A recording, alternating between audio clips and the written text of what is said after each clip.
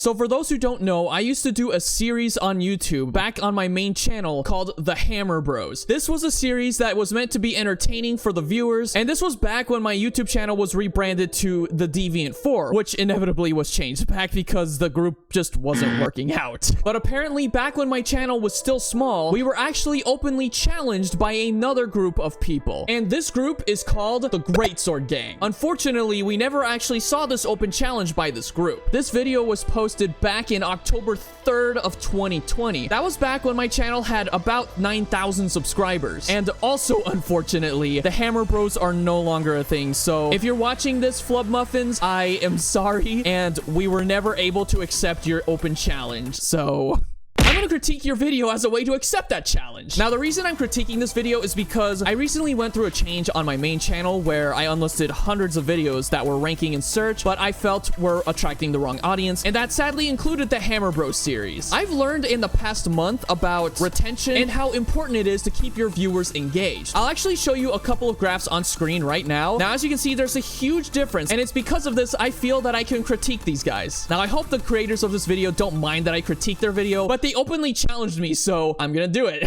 All right, what do we got here?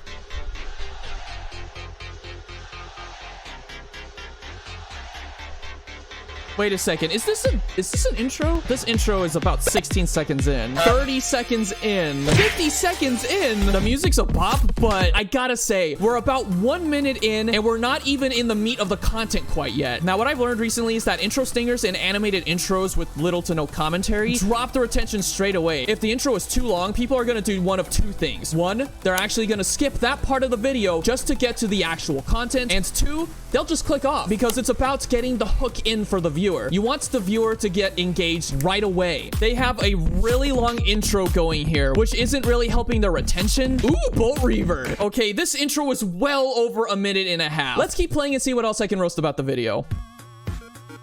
Oh my gosh. Are you kidding me? What is up? Okay. There was that whole intro at the beginning there, but then right after that, an actual intro stinger?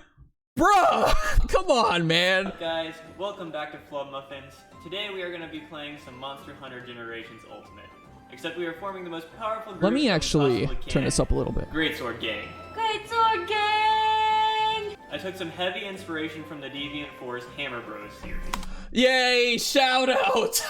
Back when the Deviant4 was a thing, but not really. I mean, I'm so flattered, guys. I really appreciate the shout out from you. If you happen to be watching this video, I would love to see a comment on this video from you personally, because critiquing this video is my honor. That being said, our Greatsword Gang openly challenges the Hammer Bros because... Okay, so they openly challenged the Hammer Bros way back. This was back when we only had, like, what, 2 episodes? Especially the prototype episode we made a year before that? Because we are fully confident in our skills and are compensating for absolutely nothing. Compensating for absolutely nothing. I love it. It's about time that we open up this hub to the public. Okay, so right away, it's just the 2 of them at first. Now, he says it's gonna be public, and I don't exactly think having a public group makes this the Greatsword Gang, especially since there could be other players with other weapon types coming in when you're trying to make a video about a gang of Greatsword mains. But anyways, I'm nitpicking. Okay, so there's a big pause here. So I want to give you a tip here, Flub Muffins. I would suggest cutting out all the pauses because they're pretty much unnecessary and they kind of kill the retention a little bit. So you want to keep the viewer constantly engaged in your video. And you'll want to sprinkle in some things like a little bit of sound effects here, like a few punches or some bonks or something like that. You know, just to keep the viewer engaged. Scary. No? No.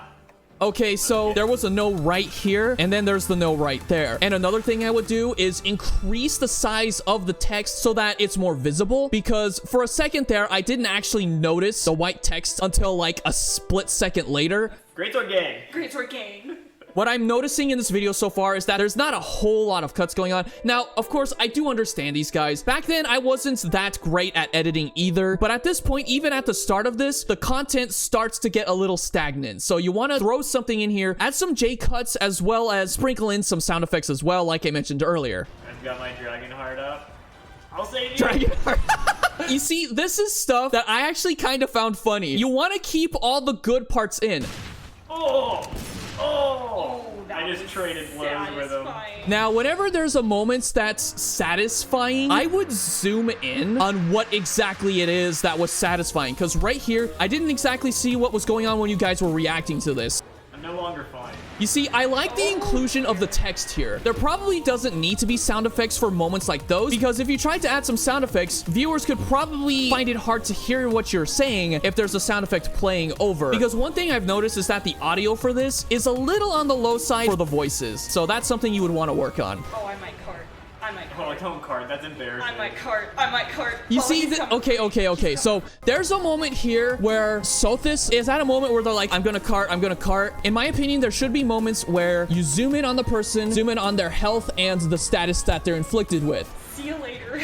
Okay, see, okay, right here. See you later. You don't want to do this for the entirety of the video, but you want to do this for moments like these. I just negative crit. And I negative crit again. Why am I negative critting? So when the person was asking, why am I negative critting? For that little bit of time, they clearly showed why in the form of text. So that I actually appreciate. Lavinus wears a bikini. Oh my gosh.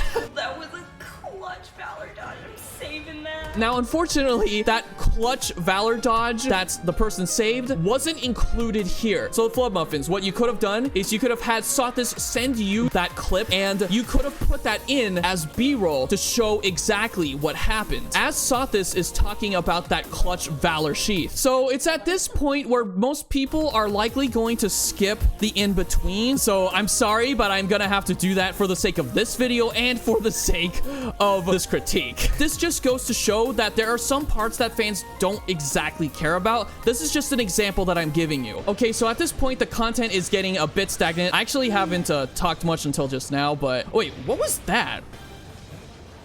It's as if in editing, the guy who edited this video forgot to take whatever that part was out so that there wasn't that sudden flickering. Either that or the video rendered and it came out like that. That can also happen too with some video editing softwares, but in this case, it looks more like that flickering was because there was a very tiny bit of footage that should have been removed from there. So a tip I would give you here, Flub Muffins, is after you edit each of your videos, make sure you watch them back after you're done editing in the actual editing process, so that you can take out what doesn't need to be there, including that tiny bit of footage that was just squeezed in between the two clips. There is still a lot left in the video, so I want to just get to the end of the video here and just see how they did their outro, because this is also important. Recently, I've learned that you want to avoid outro stingers, you know, outro animations, and you don't want them to be 20 minutes long like you used to believe, because the retention will drop a lot towards the end. Like and comment on this video if you enjoyed our content, and subscribe if you want to see more.